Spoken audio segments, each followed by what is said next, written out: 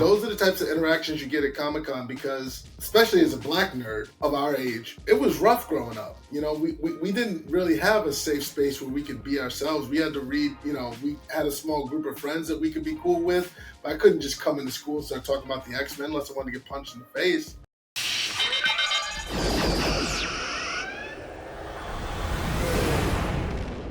Welcome, everybody, to Blerdlines. This is your man, Cam. With me, as always, is... the other Cam, the black man with a library card. As well as... the Dark Lord of the Caribbean Sith known as Darth Coconut or Josh. Either one. Whichever works. And we're back talking about New York Comic-Con 2025. And this year, Josh was there on the scene. He was talking to cosplayers. He was doing interviews. He was going to panels. But also, he had help while he was there. So we had two special guests with us. First up, we have Chester. Say what's up, Chester. Hello, everybody. And as well as our friend Eric. What's up, Eric? It's good old Eve from the NYC. Wrong podcast. And, so this year, Comic-Con was full effect. It's grown tremendously over these years. When I first went, coming from California to New York, it was super duper small. It was sharing with other conferences. It just wasn't a thing. Like California pretty much had it on lock. San Diego was actually huge. That's where all the movie studios would go to. Now, fast forward almost 10 years, 15 years later, it's one of the biggest ones in America at this point. But Josh, this was your... Oh, yeah, I think you might be right. I think it might be the world too. But Josh, this is your first time going working it. I mean, you've gone before multiple times. I've gone with you, but this is the first time where you're like, hey, I got a plan. I'm doing content. I'm on the ground. You had Chester as your second camera. Like, how was your overall impressions of Comic-Con this year? You're on mute. You're on mute, Josh. I knew that. It was pretty much my usual experience with the camera slung over my shoulder. There was a lot of there were a lot of places that I didn't even know existed inside of Javits Center that they hold interviews in, and I thought I'd seen all of that place between the auto show and the travel show and the Engineer Society convention that they have there, and all the other things that I've been to at Javits. I thought I'd seen every corner of this place over the last... How long has this place been? Like 30, 35 years it's been in existence. Overall, it was a good time. You enjoy your work when you enjoy your work. It didn't really, aside from the 17,000 steps a day that I was averaging, it didn't really feel like work so much. It was just, I'm going to see thing. I'm going to do thing. I'm going to, going from one end of the Javits Center to the other to see or do thing is just the thing I was seeing and doing was work more often than not. But it was a good time. Yeah, and it started in 2006, so it's almost at 20 years. Next year will be the 20th year, which is pretty crazy. And then Chester, you go on for real. And Chester, Coach Chester, you go pretty much every year, right? Yeah, I linked up with these two guys, Josh and Eric, about 5 years ago, something like that. But I'm on my 10th. It's way more than that. Everything's running together for me. 10th or 11th year in a row. I also had gone back in 2007, 8, and 9. And then I fell off for a little bit, I needed the disposable income, so I put that to the side. But I came back, and it's a priority now. Every year. Yeah, and then Eric, you've gone as well, but you got to go more as a civilian this time. You got to just dress up, go enjoy the panels, and you usually get a pro pass as well. But you usually are almost there almost every year as well. Yes, correct. I've been since I want to say 2013. Yeah, my kids have grown up with me going to Comic-Con with me. So, yeah. But I usually get the pro or press pass. gotten the press pass once for BET, but I just go as a fan and enjoy myself. And, And then for you guys, like, what was the best thing? Give me one thing each that you guys enjoyed about it this year that was kind of surprising. I'll let you, Josh, first. I would say, I mean, I don't know that there were any huge surprises per se. Oh, wait, no, that's not true. The Invincible panel, Lee Pace being introduced as Thrag. That was probably the biggest surprise. I didn't see that coming, and it definitely. And Lee Pace was just on some cool out. He was just on some, hey everybody, with my long hair, just hey everybody, playing Thrag. Which is funny because when they sort of surprise introduced him, like he did a line from the Thrag line from the comic. And so he recites that, and everybody's like, who in the hell is, like, we know what this line is, but who in the hell is that? He comes out. I heard that voice right away. Yeah. I kind of knew who it was. I was like, yo, that sounds like somebody from Foundation. I just can't put my finger on it. Before I could piece it together, he came out and he's like got his red motorcycle jacket on. He's got his, his perfectly coiffed hair and just, and he had a wardrobe change because he was at a panel before. Right. That's true. Right. He was at the Running Man panel before that. Oh, right.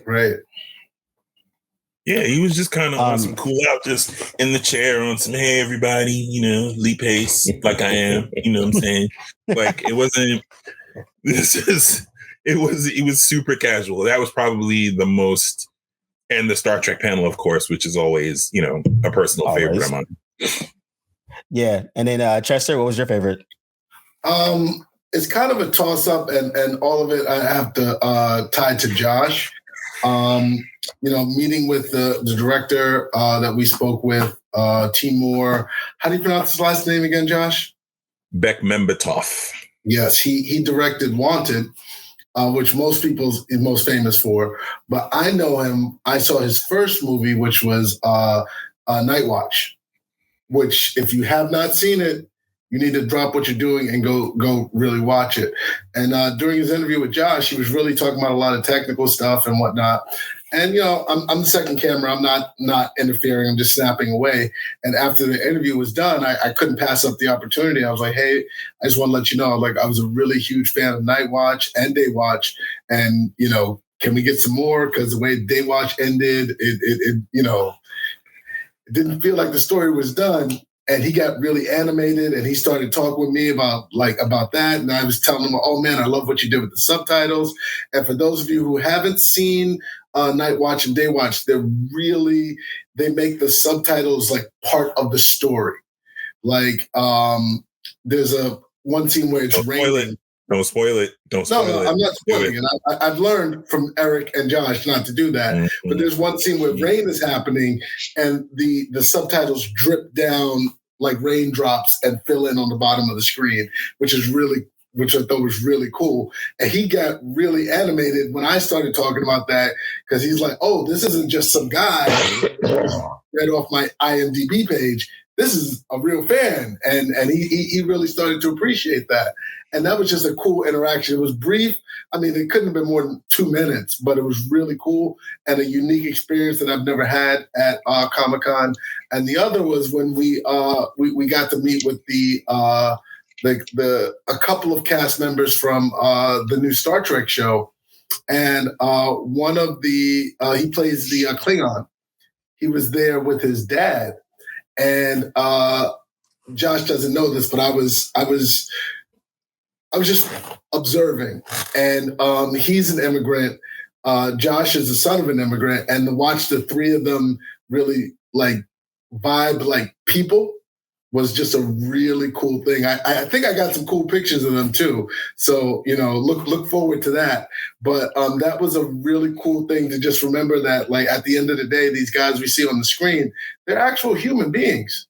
And they have their own life stories that resonate with our life stories. Like, I'm not an immigrant. No, I mean, my family's been here since, it's a dark story how we got here. But I can definitely relate to that feeling, and it was cool to see that, to witness that. Yeah, that's super dope. And then Eric, what was your favorite moment?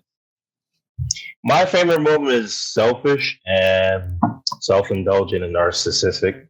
I decided to cosplay as Mr. Milchick from Severance. My favorite moment was walking around the con and being stopped every 5 minutes and people yelling out in the middle of panels, Mr. Milchick, Mr. Milchick. It was every 5 steps, Eric. Every 5 steps. We were down at Artist Alley. I kept constantly, the guys just took my bags and, well, we are entourage now. Can I ask a question? And I'm speaking to the whole panel when I ask this, because you guys been there. Can you guys give me, for someone who hasn't been there, a quick synopsis of what to expect and what I should be doing as a guest when I go to a convention like this? I mean, expect lots of crowds. If I tell everybody the same thing, because you're not the first person to ask. It's everything that you think it is. It's cosplayers, loads of comic books, lots of nerds, some well socialized, some not. But then there's this whole other aspect of it that you're not aware of.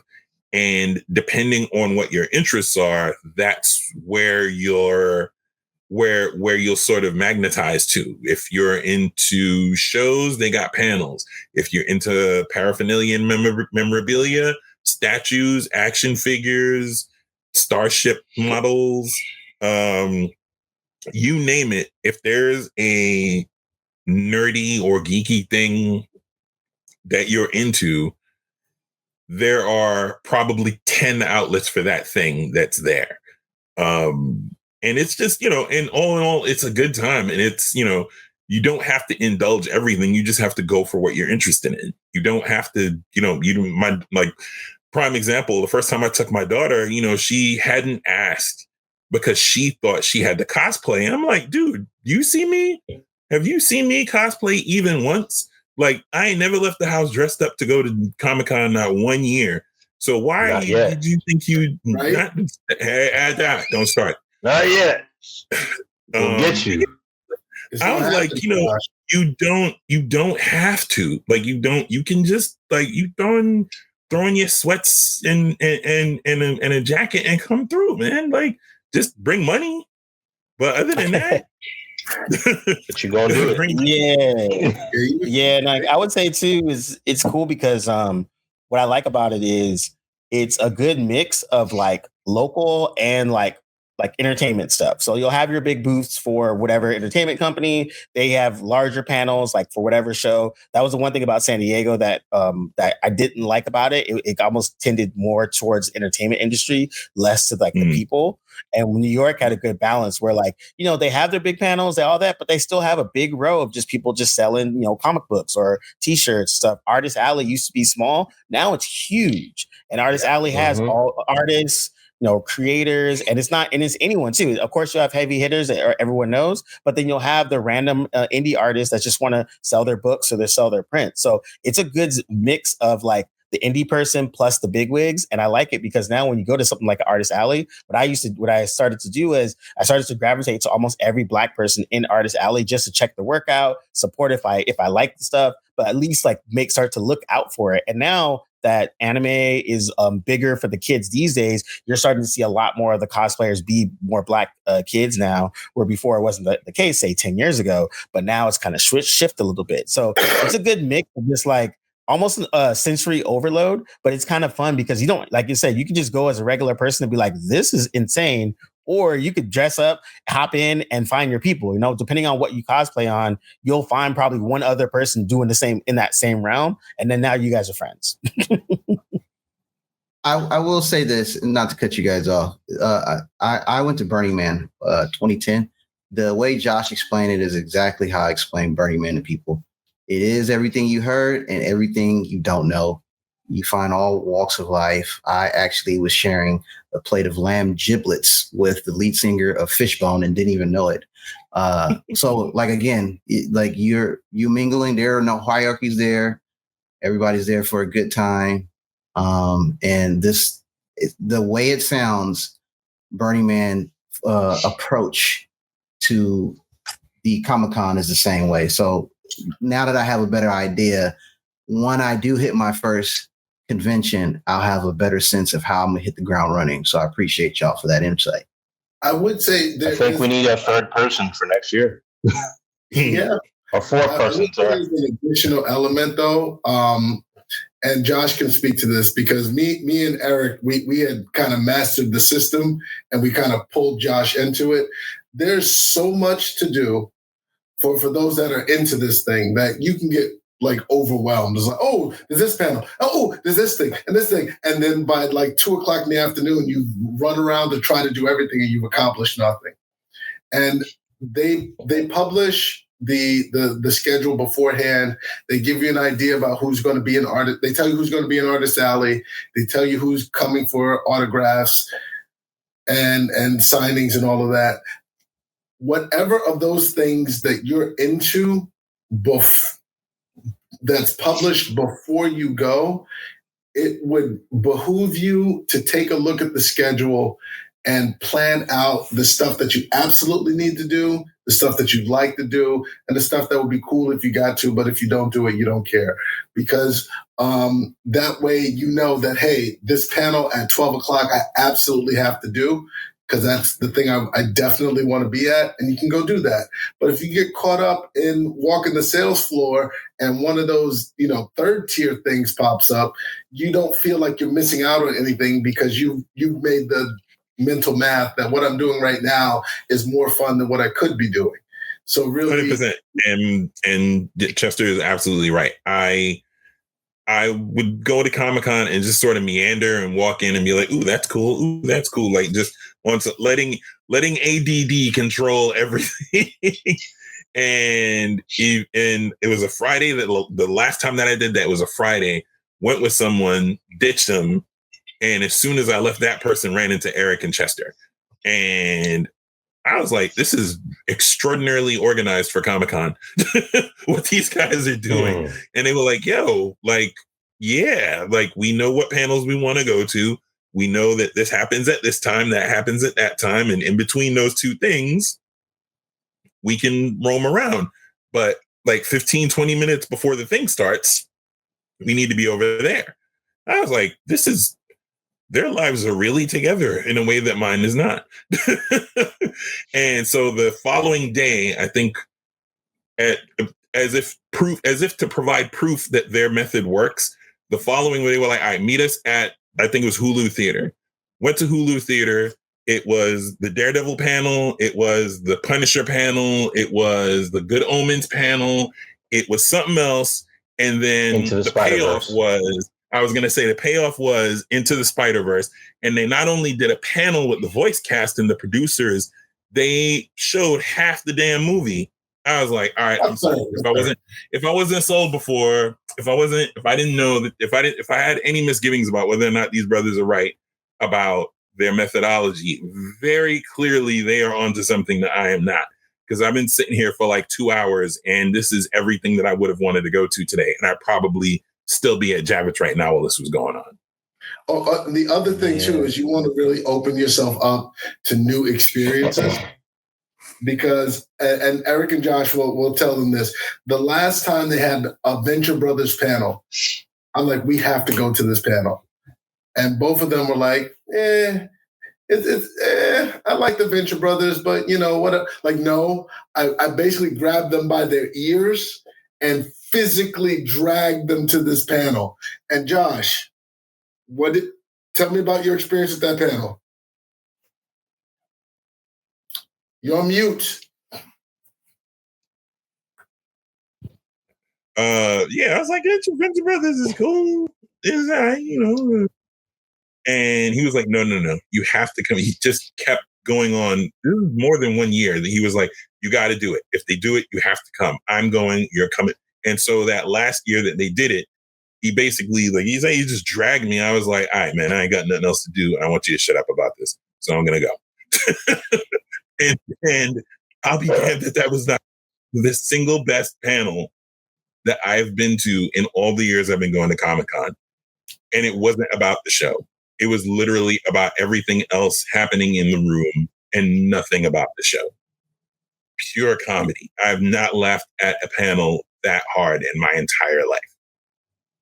In all the years. Yeah, and those are like the moments that like especially for Comic-Con, some of the best moments are like when they're not even talking about whatever they're there for, but the people are just vibing and having a good time. And I think that's the part where like a lot of the celebrities, when they come, they enjoy it. Like, especially the ones that like the super famous ones, they always dress up and they always cover their face so they can just walk like a normal human and then like buy random stuff. Daredevil does it every year. Like, every year. Charlie Cox will do that all the time. He'll like, he dressed up as Bluey one year. Every year. And so and then also too, like when I went to San Diego, they did what was the one? Oh, San Diego, it was a long time ago actually, but it was during Lord of the Rings, and Elijah Wood was signing autographs and stuff like that. And then but there's no way he could sign all of it. And he knows this too. So like the whole place was packed and everyone's dressed up as orcs, elves, freaking like you name it. And then he basically jumped on top of the table, like he yelled to the back of their line, and then everyone else roared and then started banging their like armor. So like if you're a regular person passing by, you're like, what the fuck is going on? But if you were there, you're just like, yeah. And so it was one of those things where like, again, the stars actually get involved with the fans. They enjoy it. Everyone's respectful in that respect. And I think that it allows for more like fun moments like that. So you can actually like enjoy it. And you, like I said, you might run into people all the time because a lot of the celebrities they'll dress up. Like I said, Charlie Cox from Daredevil, he legit goes every year and he doesn't tell people. And people don't find out literally to either someone like he pulls his mask off, or he talks about it like a week later. He's like, "Oh yeah, I was at Comic-Con. It was fun. I went on this day. I saw this." I bumped into him last year. Yes, I bumped into him and didn't know who he was. I was like, "Wait a minute!" I bumped into him. It had no clue. I was like, "Who's this guy with a weird ass blue face?" I didn't know he was dressed as Bluey. He had the Arsenal. I was gonna say he had the Arsenal jersey on. I remember that. Yeah. Because I was gonna ask you guys, if you do bump into a celebrity, you don't really out them. You don't be like, "Oh my God, it's such and such," or you just be like, "Keep the conversation." Keep it quiet. Right. Yeah. Because you know they want to enjoy it. You let them enjoy it. I had a near miss. A few years ago. I was at the Alex Ross. Alex Ross has like an exhibit where his comic book covers are sort of portraitized in on canvases. And so I leave my boy and I'm like, yo, I'm gonna go over to Midtown Comics across the way. No sooner I leave, apparently Mark Hamill shows up. Mark Hamill is looking at the stuff. They clear the place out. He's with security. He feels bad and is like, and people are lined up to come back in. So he sticks his head out and he's like, "Oh man, I didn't realize that we're going to do all of this. Like, I just wanted to come see the Alex Ross art. All right, listen, everybody who's online, stay online. As soon as I'm done looking around, I will sign autographs. I will take pictures. I will do whatever. I really did not think it was going to be all of this. I'm so sorry. I'm over at Midtown Comics missing all of this. And so this is done. He comes and goes. He takes pictures with everybody. He does the whole thing. Just as he leaves, I come back because timing is perfect that way. I come back and my boy is like, "You're not going to believe what just happened." And I was like, "Okay. I mean, what? Alex Ross showed up?" He was like, "No, Mark Hamill was here." I was like, "Oh, cool." He was like, No. He was here and he did autographs and he like took pictures. I have a picture with him. He shows me the picture. I'm like, you gotta be shitting me. And then he goes, and then he did my voicemail message as the Joker. I'm finished for the day. I don't believe it, like perfectly bracketed. I walk away. He shows up. I come back and he's just finished like seconds before. To be fair, he stole Kevin Conroy's move on that one because he used to do that for people at Comic-Con too, with the voicemail. Yes, I'll give you a juxtaposition of an exact event at the Javits Center. The last 2 years, 2 years ago, they started Fanatics Fest, which is basically the sports version of Comic-Con. Basically, the owner of Fanatics went to Comic-Con and said, "Why don't we have something like this?" So they did that. They've had the last 2 years. You do not get those type of interactions there. There they have the athletes are ushered through with security, state troopers, and whatnot. They're not stopping there like that, interacting with you. Also, the fans there are not how they are like at Comic-Con. The fans there are they're like sports fans. They can be a little bit rude and everything. That's the juxtaposition of the two, where you're like, okay, nerd people and geek people are so much more different and down to earth and relaxed.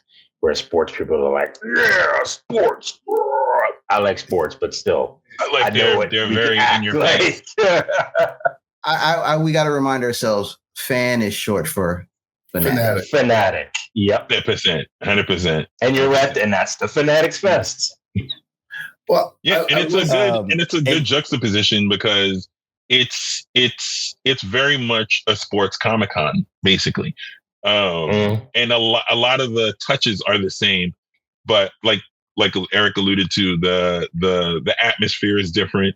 The interaction that you get with the athletes is literally them passing by, being whisked away by 1,000-person security team.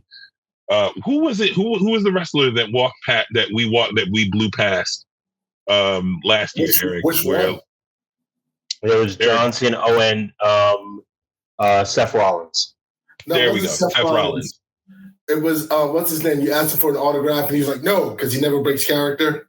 No, that was at Comic-Con. This is at Fanatics Fest. Yeah, this is at Fanatics Fest. Yeah, and so literally, it's every person with a camera and with a video camera or DSLR snapping away and taking video and following his dude. He's got his shirt like 5 buttons open, and he's just kind of strolling through like an ain't shit. This is an everyday thing. No big deal. Meanwhile, there's state troopers on some, stay back, everybody. It was ridiculous. And nothing like that ever happens at Comic-Con. I mean, a complete juxtaposition to that would be my interaction with DDP, Diamond Dallas Page. For those of you who don't know, he actually does yoga now. And I got a photo with him, which I paid for, but I had like a 20-minute conversation with the guy. And, I told him back when I was younger, for those who don't know, wrestling used to be territories, right? So you had your New York territory, your Midwest, your Southern and whatnot. So Ric Flair and all of those guys, you never saw them in New York City. But my mom's from Virginia, so I would go to my grandmother's house and I would watch down there. And, that's why I watched the AWAA, which became WCW. Anyway, I was telling them that because my cousin had recently had a stroke. And I did not ask him for anything at all. I was just telling him, and he's going to get a real kick about hearing about me talking with you because, we used to watch that, with our grandfather together. And he reached into his pocket. He took out, and he gave me a free 1-month subscription to his yoga studio to give to my cousin to help him get his mobility back. Just to give you a free hit. Yeah, just because. You're a big fan. You told me this great story. Wow, your cousin's in a rough spot. Here, take this.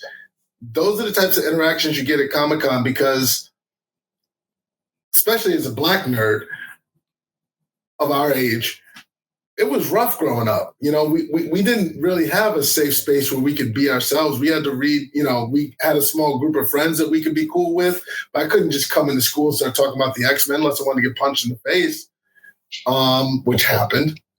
But when you come to Comic-Con, everybody there is into whatever you're into, and we're not judging you. We've been judged enough, and this is our space, and we're going to enjoy each other's company, and we're going to have a good time, and we're going to put out as much love for our community as we can. And you don't get that everywhere. With Josh and Eric talking about Fanatics Fest, that's not a love fest for the genre, for the fans. It's its own thing, but it's not the same feeling that you get when you go to NYC Comic-Con. Yeah. And I think that's the part that's kind of cool too, because now as it's more embraced in Black culture, you're starting to see a lot more kids that are into anime and into comic books and all that. And the movies and stuff has helped with that as well. But it's cool because now, like you said, they all have spaces that they can go be weird with other weird people and be weird together and make weird groups and have fun and enjoy that. Because when we were younger, our little group was very small and we saw the one person, the other person, and be like, oh, yo, you like comics too? Cool.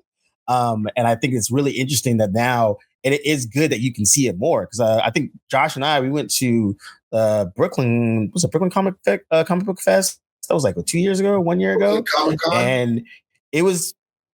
Nah, it was like a Brooklyn Comic Con kind of thing. It was a lot more cosplay than it was comics, but it was like the first one or second one, so they're getting their sea legs.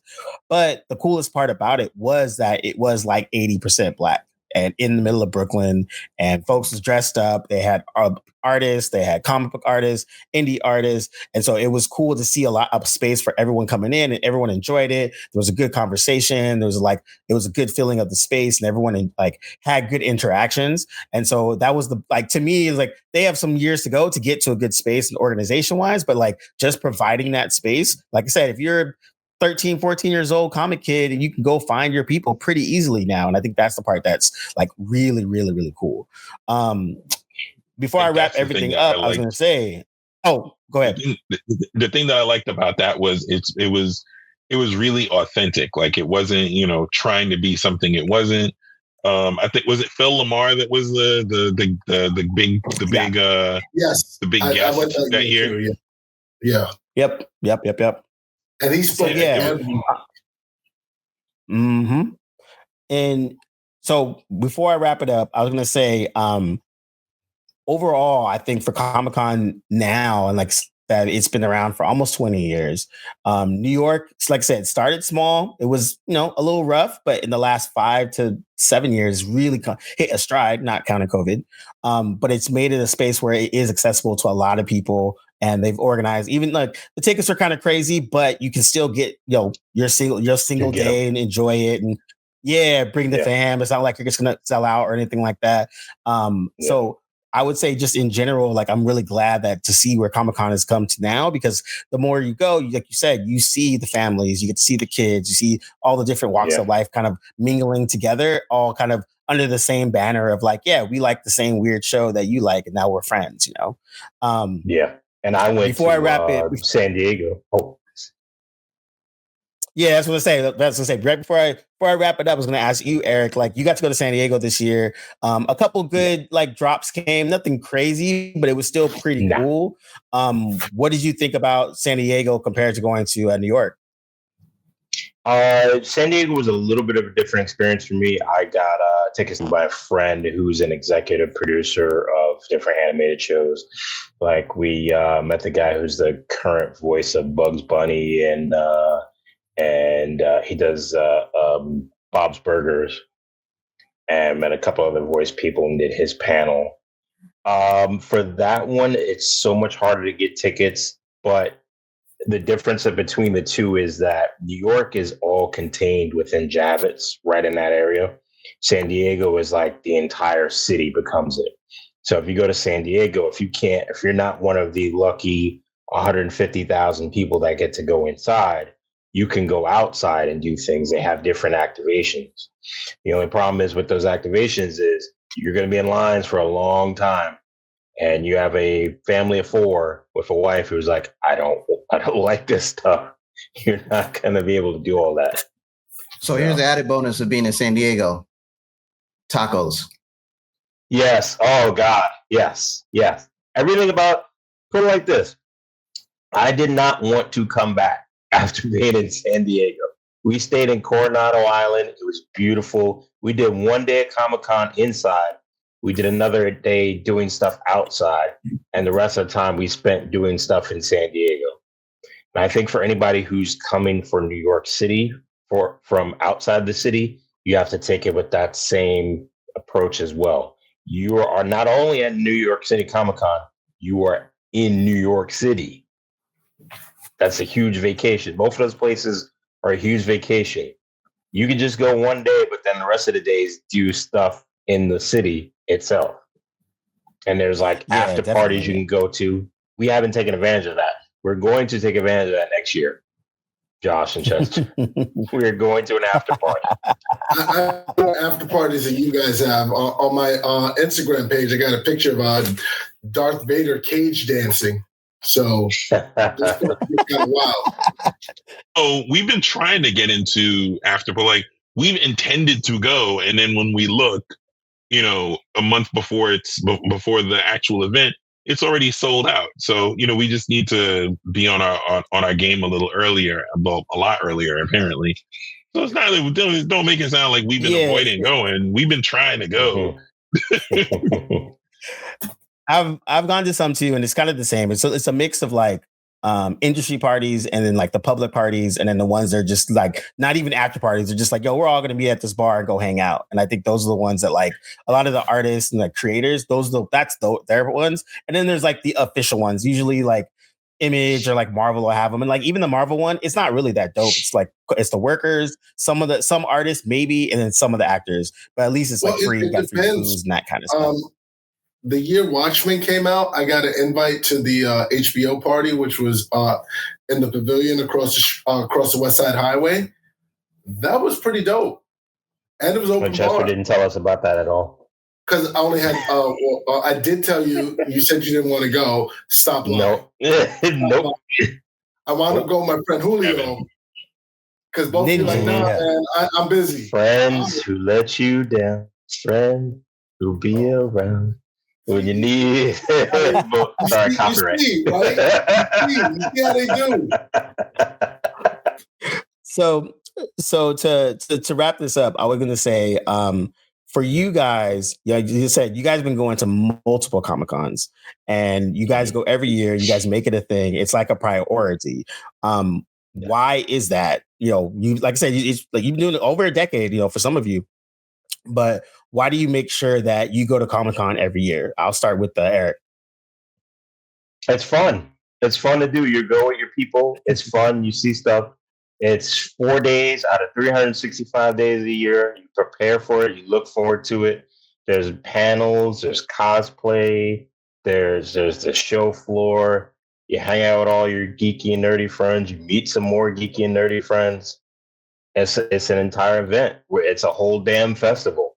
New York needs to get on the ball and do it like how San Diego does and make the whole damn city Comic-Con. You can easily do it. That'd be crazy. Chester? I mean, I think I touched on it a little bit. I was a bit traumatized by how I was treated as a child with being into the comic book stuff. And for 4 days out of the year, I feel I'm surrounded by my people, and I get to everything else that sucked the other 361 days, I don't have to think about.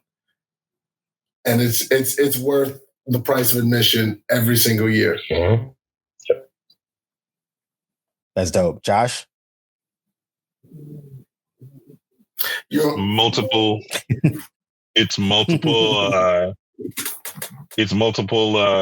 things. On the one hand, as a media professional, going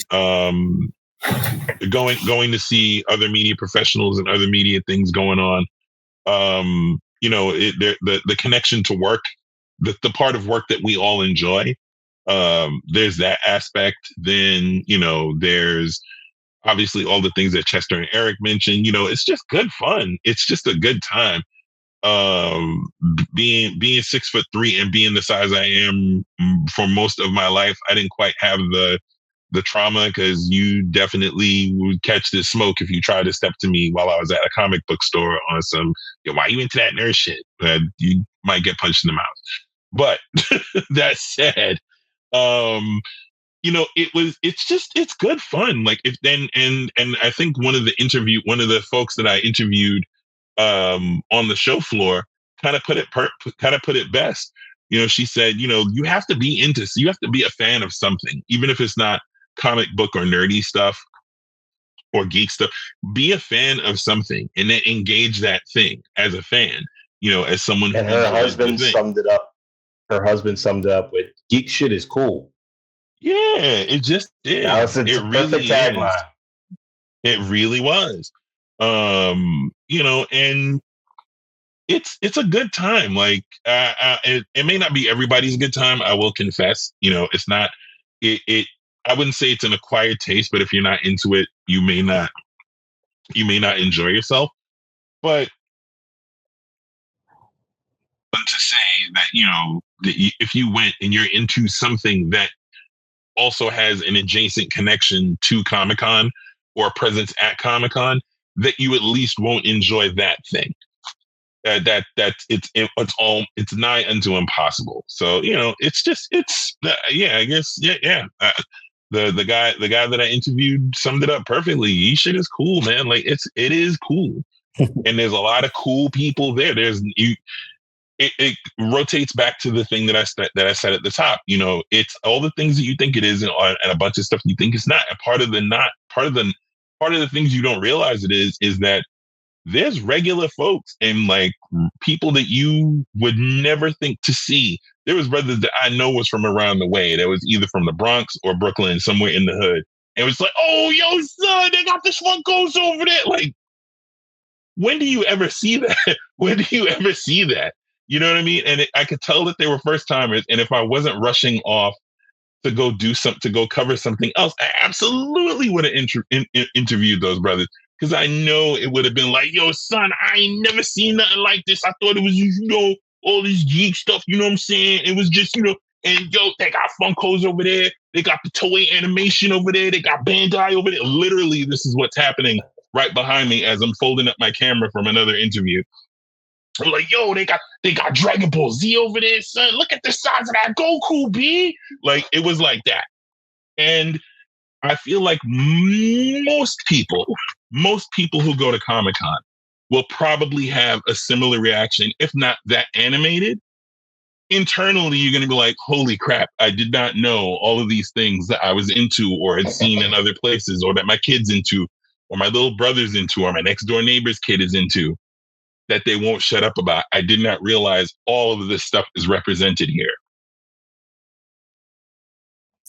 Yeah, that's dope. And I think that's the kind of the coolest thing. Like one of the creators, they did that thing where they would just ask people that were cosplaying what they do as their job, and it would literally just run the gamut. It could be everything from creative to accountant to social worker to executive, and it was just like, yeah, this is my time. Like one of the guys at this crazy, like really involved cosplay costume, and he was like a VP of like some accounting firm or something like that. And so, but it was cool that they had that. I like that everyone comes from like a walk of life. So that's really, really fun. Well, thank you guys for helping us. The content came out really well. We're getting good feedback from it. Thanks everyone that's watching, liking and sharing it and stuff like that.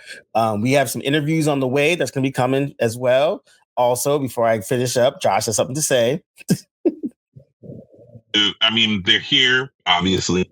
But I want to give a really big shout out to Eric and Chester, who, Chester was with me pretty much lockstep for about 75% of the stuff that I was doing. But even Eric was like, yo, you want to go over there? Yo, you might want to take a picture of that. Yo, I'm a block off over here. Get a zoom of that. Like he was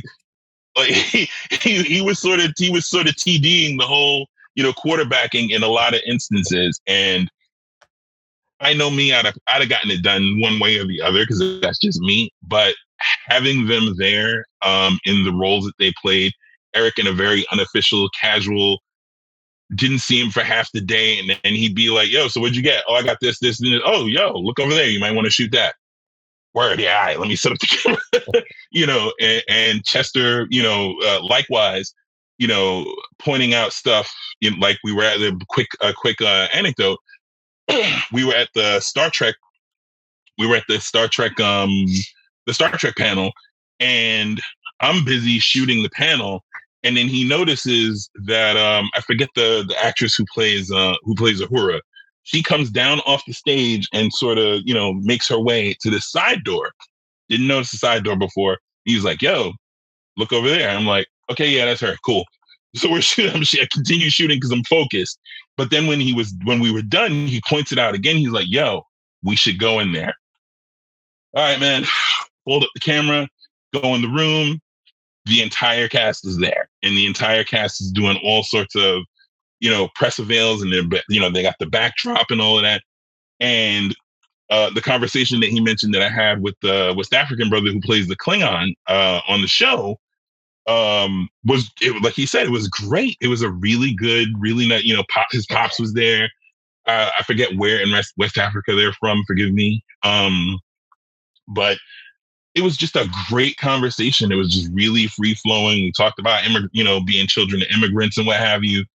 And I almost got an interview with him. I pulled out. I was like, yo, we're doing all this talking. I can set up my camera. you mind if I get a couple of minutes with you and your dad? Oh yeah, sure, no problem. Just as I was about to set up, a rep comes over and is like, hey, all of this stuff is for StarTrek.com. I was like, But it's little things like that having a second person with you, who's not necessarily focused on the things that you're focused on, was hugely helpful. And that alone was just a huge boon and a huge boost. And things like that both of them sort of pointed out, well, I'm, like laser focused and tunnel visioned on the thing that I'm there to do, that they would point out that really, really helped me sort of have a second set of eyes in the back of my head that wouldn't necessarily be there otherwise. So, in front of the world, thank you both very, very, very much. I could not have had the same impact and gotten the same footage without both of you. You're welcome. 100%. I wanted a big shout out because it was really cool, getting a lot of good feedback from it. So I'm glad you guys got to help. Josh, I'm glad that you put all this together. You hit us up 3 months ago. It was like, yo, I'm going to Comic-Con, doing this thing. And we're like, we'll figure it out. And so it came out well. I'm really happy with it. Everyone look for the interviews coming shortly. Also, we got a bunch of stuff going on. Don't forget to like, subscribe, join the Discord, all those things. And anything else? Did I forget anything else? No, that's it. But you know what it is, Blerdlines, and we out. Peace. Peace.